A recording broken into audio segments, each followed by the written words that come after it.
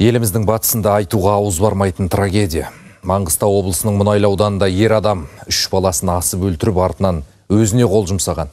Жергілікті полиция департаментінің мәліметінше қайғылы жағдай жексенбі күні кешкі уақытта болған. Оқиға орнына шұғыл жеткен полиция қызметкерлері 38 жастағы азамат пен 3 баланың мәйітін тапқан. Ресми ақпаратқа сүйенсек, балалар 8 және 4 жаста, ал ең кішкентай небәрі 10 айлық болған. Тексеру барысында өз-өзіне қол жұмсаған азаматтың әйеліне жіберген аудио жазбасы анықталды.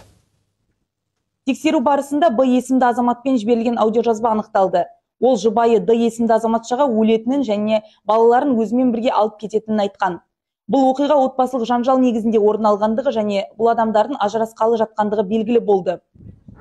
Көршілерінің айтуынша ерлі зайыптылардың тұрақты жұмысы болған. Олар осы уақытқа дейін айтарлықтай ұрыс-керісті байқамадық дейді. 3-4 года они живут. Олардың осы жерде тұрып жатқандарына 3-4 жылдың жүзі болды. Жұмыстарына барып келіп жүретін, өздерінің көліктері де бар. Жақсы адамдар болатын. Мұндай боларын күткен жоқпыз. Өзіміз шошып қалдық.